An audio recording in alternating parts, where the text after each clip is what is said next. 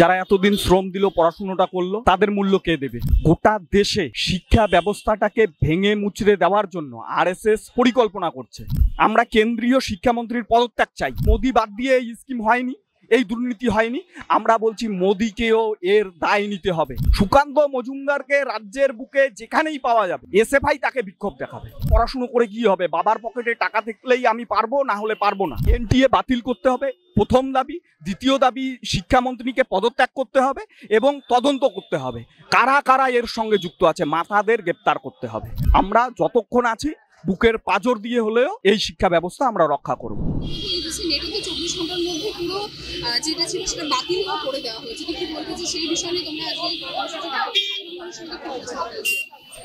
সাধারণ মানুষ, গোটা দেশব্যাপী লাখ লাখ ছাত্রছাত্রীর ভবিষ্যতের বিষয়। যারা এতদিন শ্রম দিল, পড়াশুনোটা করলো, তাদের মূল্য কে দেবে? তো স্বাভাবিকভাবে এটা শুধু আজকের দিনে ঘটেছে এরকম নয়। গোটা দেশে শিক্ষা ব্যবস্থাটাকে ভেঙে মুচড়ে দেওয়ার জন্য আরএসএস পরিকল্পনা করছে। আমাদের রাজ্যের ব্যতিক্রম নয়। এখানে এসএসসি হতে পারে, ওখানে নেট হতে পারে, নিট হতে পারে। স্বাভাবিকভাবে এসএফআই এর পরিষ্কার বক্তব্য যে এই নিরপেক্ষ তদন্ত করতে হবে, দোষী যারা আছে তাদের শাস্তি দিতে হবে এবং এর দায় কেন্দ্র সরকারকে নিতে হবে। আমরা কেন্দ্রীয় শিক্ষামন্ত্রীর পদত্যাগ চাই। আমরা বলছি যে গোটা দেশে যখন নরেন্দ্র মোদী বলবার চেষ্টা করছে যে মোদী সরকার, তো স্বাভাবিকভাবে মোদী বাদ দিয়ে এই স্কিম হয়নি, এই দুর্নীতি হয়নি। আমরা বলছি মোদীকেও এর দায় নিতে হবে।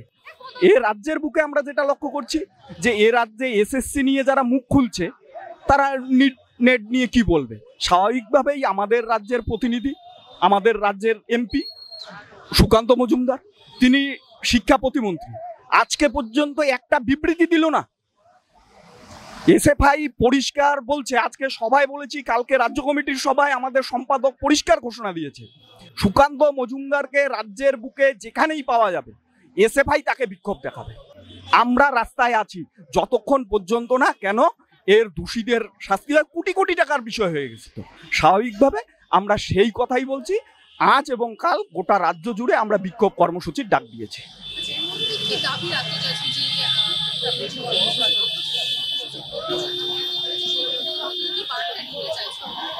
এনটিএ বাতিল করতে হবে প্রথম দাবি। দ্বিতীয় দাবি, শিক্ষামন্ত্রীকে পদত্যাগ করতে হবে এবং তদন্ত করতে হবে। কারা কারা এর সঙ্গে যুক্ত আছে মাথাদের গ্রেপ্তার করতে হবে। আমাদের এই দাবিতেই লড়াই।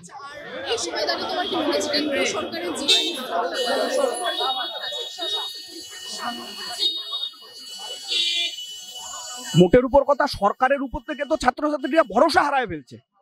স্বাভাবিকভাবেই ভরসা জোগাতে হবে। এর দায়ভার সরকারের। ভরসা উঠছে কেন? আজকে অভিভাবক, লাখো লাখো অভিভাবক স্বপ্ন দেখতো ছেলেটা ডাক্তার হবে, ছেলেটা একটা প্রতিষ্ঠিত জায়গায় যাবে, তার নিজস্ব বিষয়ের উপর পড়াশুনো করবে, রিসার্চ করবে। সেই জায়গায় দাঁড়িয়ে আজকে কোথায় নিয়ে এসেছে? লাখো লাখো ছাত্রছাত্রীর ভবিষ্যৎ, আগামী প্রজন্ম যারা তৈরি হচ্ছে যে আজকে কালকে আমি 2 বছর পরে হলেও নেটে বসবো, নিট দেবো, তাদের মধ্যে কিরকম একটা বিষয় চলে যাচ্ছে যে পড়াশুনো করে কি হবে? বাবার পকেটে টাকা থাকলেই আমি পারবো, না হলে পারবো না। স্বাভাবিকভাবে এই জিনিস চলতে পারে না।